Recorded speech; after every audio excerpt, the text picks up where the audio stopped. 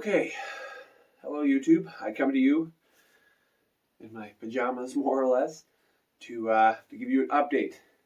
Now, if you haven't watched my EZ30R build on my Impreza, you don't know what I've gone through yet.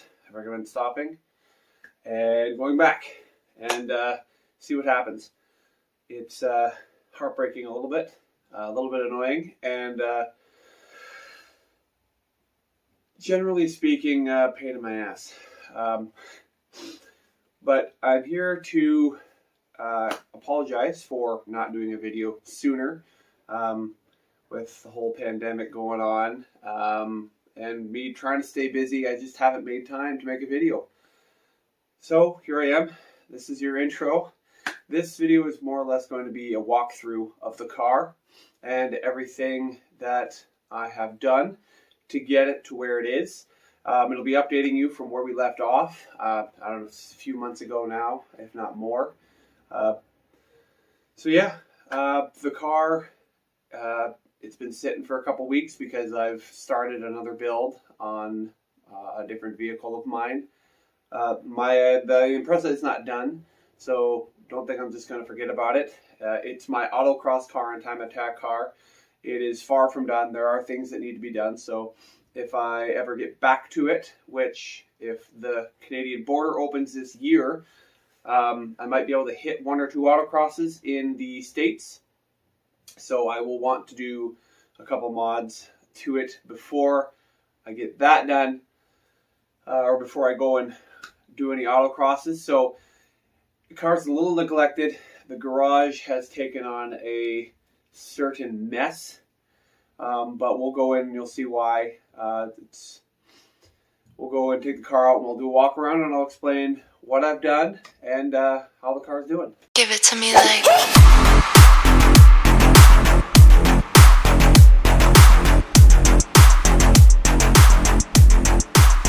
So without further ado, this is the state of my garage.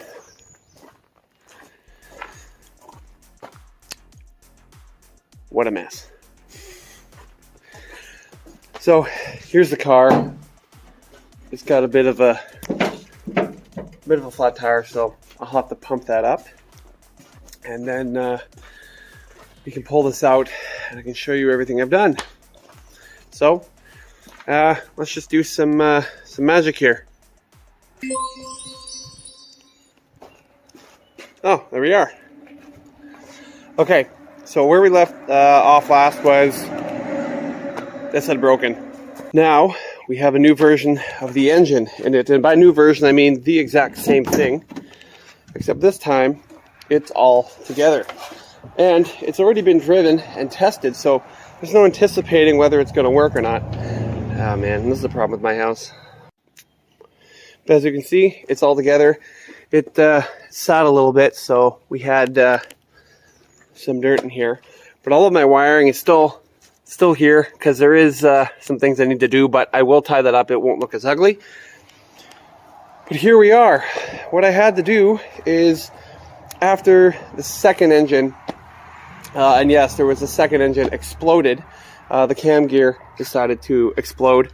I had to make 2 engines into one. I used some pistons from that block, or this block.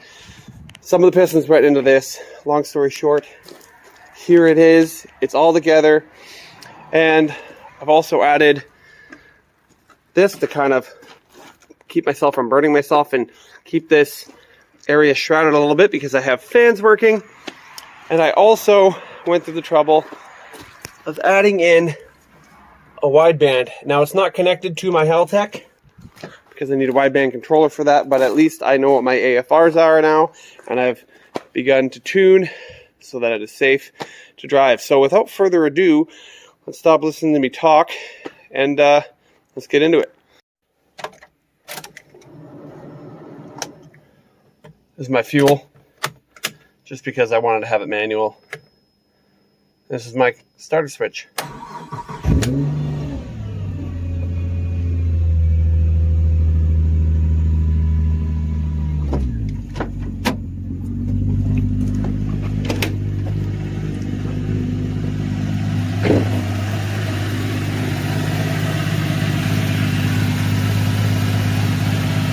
There she is.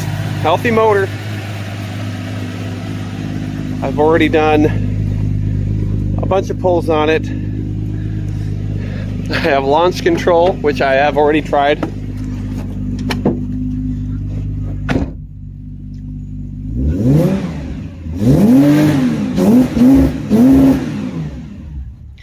And what you're hearing there is actually engine protection, keeping me from revving it too high when it's this cold. So that's always a good built-in feature. And as you can see, we're running a little bit rich on warm-up, which is perfectly acceptable. And there we are. There you have it. Working, running EZ30R swap. So happy I'm at this point now. Okay, let's go for a ride.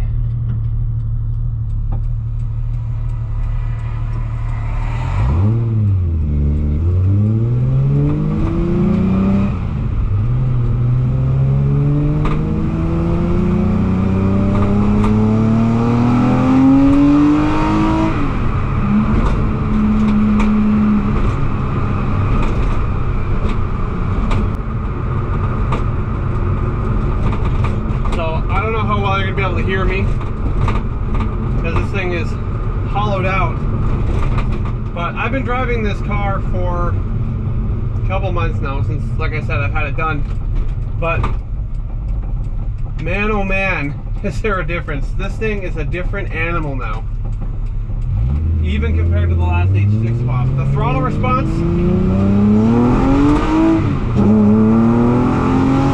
is still there, but the torque figure is just phenomenal now. Ugh.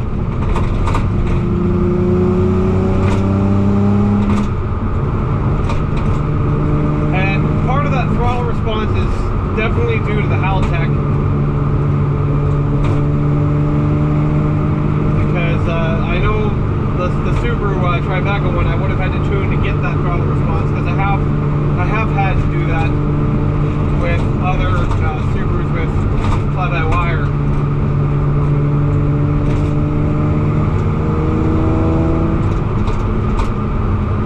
But this is lighter and more powerful than last year's model, or rather the last year's version. So it just feels like a different animal. I don't know how well this compares to, say, an STI in straight line speed, but I am telling you, I would bet any money that this would keep up to a stock STI of the same year on a track.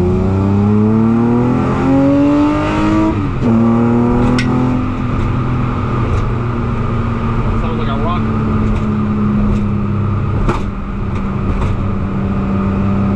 And that was the exhaust. I am very, very much definitely happy with the results of this.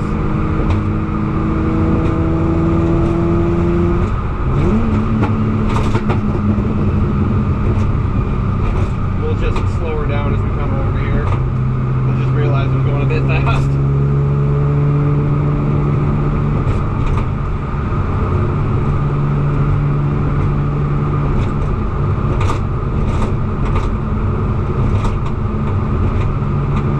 Since last year's version, in the last video, I've done my wideband. I've done this engine start button here to replace the switch. I've gotten rid of this switch that didn't do anything. It's also got a Tribeca 25mm sway bar in it, which I believe is solid. So the front end, that was a night and day difference.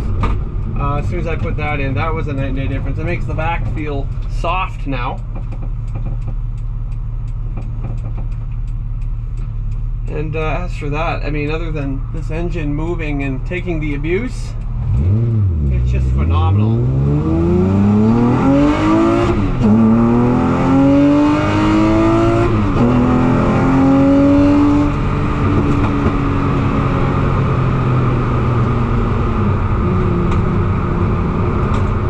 Just phenomenal. Puts a smile on my face every time. I mean, it is not the fastest car in the world. Don't get me wrong, but it gives you that seat of the pants feel. It's nimble. There are some kinks, like the tires I have on, they rub in the back occasionally. But other than that, this is the perfect track car. I can't really say it's a road car because it's not. It is not comfortable by any means. But it is an amazing feeling car, at least to me. I love the GD body Imprezas. That's just me. And I love how these cars feel and how the symmetrical all-wheel drive system works. I mean, the STI system on these is better. I will eventually go to a 6-speed swap. I would love to do that. But that, for one, adds weight. And right now, this transmission, I have a couple of them, so even if I destroy this one, I have a couple more to go through. I just want to have the fun. I want to have fun with this car in the form it's in right now. And it just feels amazing. I can't wait until I get the sticky 200 treadwear tires on there. And I can't wait to take it to an autocross and see how she handles. Now that we're getting actual suspension components besides just coilovers put into it. So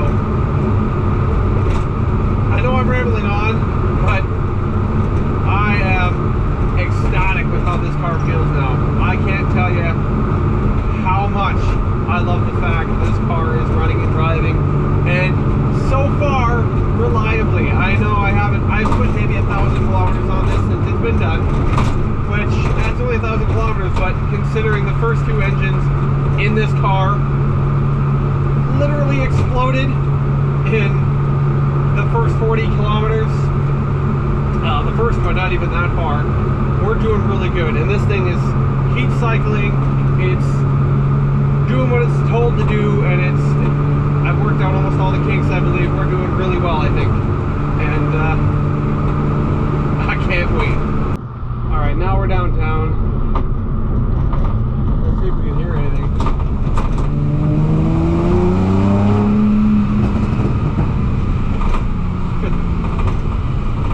Not much run room here.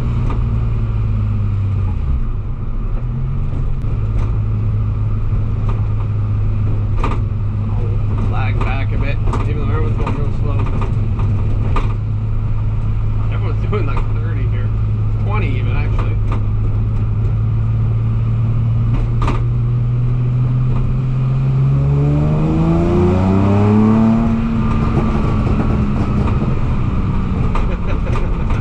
I don't know if you can hear that, but I put in a little bit of a childish pop tune. Not something that will happen every time, but if I give the computer the right scenario, it will do it.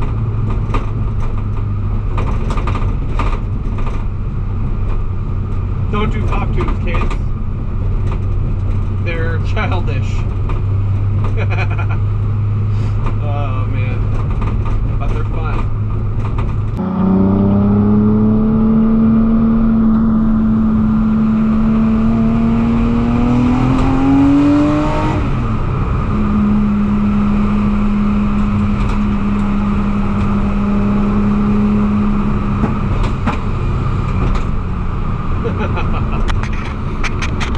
Give it to me like